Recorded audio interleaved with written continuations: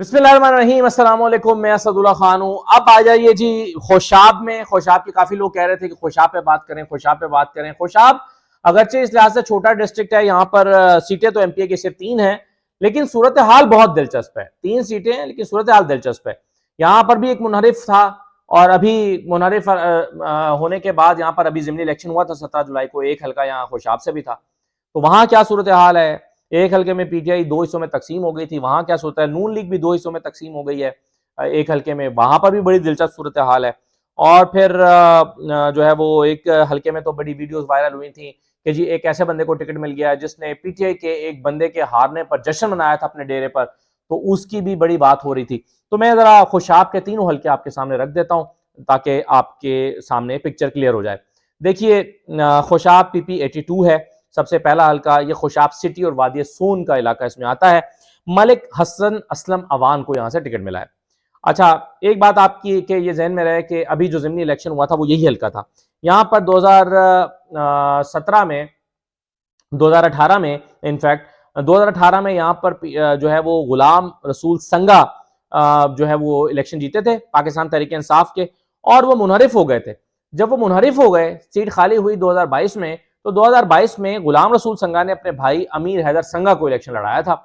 और अमीर हैदर संगा के मुकाबले में यहाँ पर पीटीआई के 2 उम्मीदवार सामने आए थे। एक उम्मीदवार सामने आया था मलिक हसन असलम अवान, जिनके बड़े भाई एमएनए सिटिंग एमएनए थे, और दूसरा उम्मीदवार सामने आया था हामिद महमूद वड्डल। हामिद महमूद वड्डल तगड़ा उम्मीदवार था। उस वक्त ये समझा जा रहा था कि टिकट जो है वो हामिद महमूद वड्डल ही को मिलनी चाहिए थी, डिजर्विंग वही थे, और वो अगर उनको टिकट मिल जाता तो वो बहुत अच्छे उम्मीदवार होते, लेकिन टिकट उनको नहीं मिला। ये एडवोकेट है मलिक हसन असलम अबान, तो इनको टिकट मिल गया। ये पढ़े लिखे हैं, इंटरव्यू में इमरान खान को पसंद आए, इमरान खान इनको टिकट दे दिया।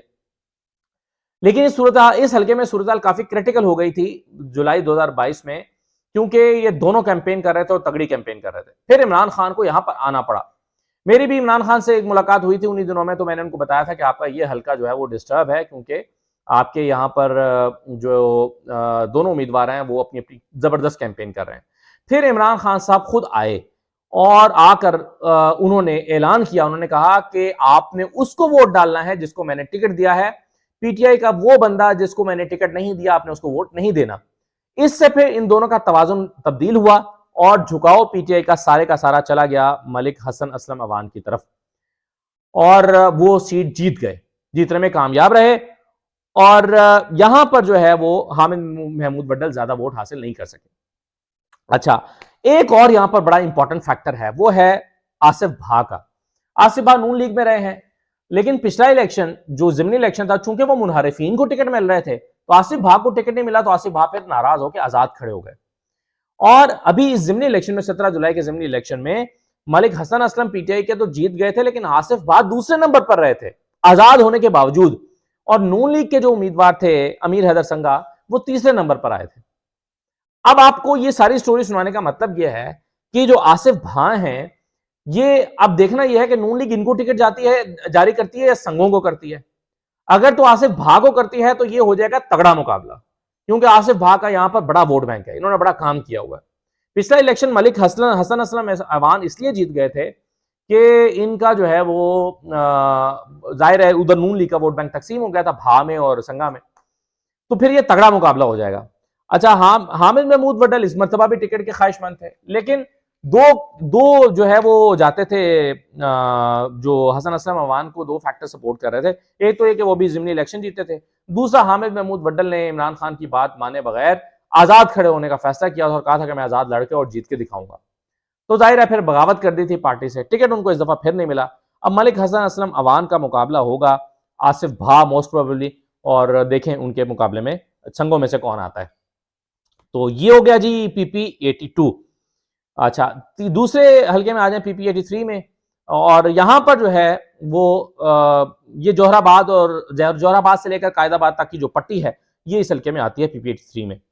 यहां फैसल खालिक बंदयाल को टिकट दिया गया है। फैसल खालिक बंदयाल बज़ाहिर एक नया नाम है, लेकिन दरअसल यहां जो एमपीए थे 2018 के फतेह खालिक बंदयाल थे, जिनके असासे छुपाने के हवाले से इनके मुखालिफ उम्मीदवार ने इनके खिलाफ कंप्लेंट की थी।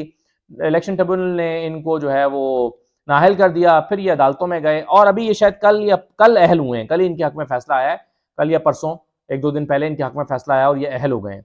अब ये जब अहल हो गए हैं तो कागजात तो जमा हो गए हैं, तो कागजात जमा हो गए इनके भाई के फैसल खालिक बंदयाल के। लेकिन अगर इलेक्शन 14 मई को नहीं होते, जिसका इम्कान ज्यादा है, और बात आगे चली जाती है, तो फिर नया शेड्यूल जारी होगा, और नया शेड्यूल जारी होगा तो नए कागजात जमा होंगे, तो फिर हो सकता है कि फतेह खालिक बंदयाल खुद इलेक्शन लड़े। लेकिन अभी आज की तारीख तक ये इनके भाई फैसल खालिक बंदयाल जो है वो इलेक्शन लड़ रहे हैं। ये हो गया जी 83। अब आप आ जाइए 84 में। 84 में थोड़ी सी दिलचस्प सूरत हाल है। यहां जो है वो पीटीआई अगेन तकसीम है। गुल असगर भगोर को टिकट मिला है और इनके मुकाबले में जो है वो एक अली हुसैन बलोच थे जो टिकट के ख्वाहिशमंद थे और उनको सपोर्ट कर रहे थे एहसान टवाना साहब। एहसान टवाना आप जानते हैं कि अभी जो है वो रहे हैं गालिबन चेयरमैन स्टैंडिंग कमेटी थे खजाना की। बहरहाल पाकिस्तान तहरीक इंसाफ के काफ़ी प्रोमिनेंट लीडर रहे हैं। तो एहसान टवाना साहब जो हैं वो सपोर्ट कर रहे थे अली हसन हुसैन बलोच को और एहसान टवाना कह रहे थे कि इनको टिकट मिल जाए। लेकिन गुल असगर भगोर जो है ये पहले एमएनए का इलेक्शन लड़ चुके हैं, ये एमएनए ही के टिकट के ख्वाहिशमंद होते थे, लेकिन एमएनए से मुसलसल हारने और मायूस हो जाने के बाद ये नीचे आ गए, ये एक स्टेप नीचे आए, एमपीए पर आ गए। तो टवाना साहब, ये पहले टवाना साहब के मुकाबले में टिकट के ख्वाहिशमंद रहते थे, लेकिन इनको ये समझ आ गई है कि टवाना के मुकाबले में इनको टिकट नहीं मिलेगा, तो ये नीचे आ गए एमपी का टिकट पर। अब जब ये एमपीए पर आए हैं तो इनको एमपीए का टिकट जो है वो जारी हो गया है, लेकिन एहसान टवाना साहब इनकी मुखालफत कर रहे हैं और वो कह रहे हैं कि जी मेरे बंदे को टिकट मिलना चाहिए था। अब ऐन मुमकिन है, इस बात का इम्कान है कि अली हुसैन बलोच जो है वो आज़ाद लड़ सकते हैं। अभी इन्होंने फैसला नहीं किया, लेकिन आज़ाद लड़ने या ना लड़ने का फैसला इन्होंने अभी करना है। अगर इन्होंने आज़ाद लड़ने का फैसला किया तो यहाँ गुल असगर भगोर की सूरत हाल काफ़ी ख़राब हो जाएगी, और अगर टवाना साहब ने इनकी हिमायत कर दी, जैसे कि पिछली मरतबा मलिक हसन असलम अवान की फाइनली की थी, हालांकि वो हामिद महमूद वड्डल के हामी थे, लेकिन फिर उन्होंने कहा कि नहीं, जिसको पीटीआई ने टिकट दिया उसी को वोट डालें, तो वो चले गए थे उस साइड पे। तो अभी इस मरतबा फिर एहसान टवाना ने गुल असगर भगोर को सपोर्ट कर दिया तो जो है वो उनकी का पलड़ा भारी हो जाएगा। लेकिन टवाना साहब के लिए आसान नहीं है, क्योंकि खुद गुल असगर भगोर जो है ये टवाना के मुकाबले में टिकट के ख्वाहिशमंद होते हैं, तो उस तरह उनका तवाजुन खराब होगा और वो स्ट्रांग हो जाएंगे एमपीए भी। तो यहां पर सूरत हाल जो है वो काफी खराब है। ये गुल असगर भगोर जो है ये पहले आजाद इलेक्शन भी लड़ चुके हैं, लेकिन जाहिर है कामयाबी उनको नहीं हुई थी।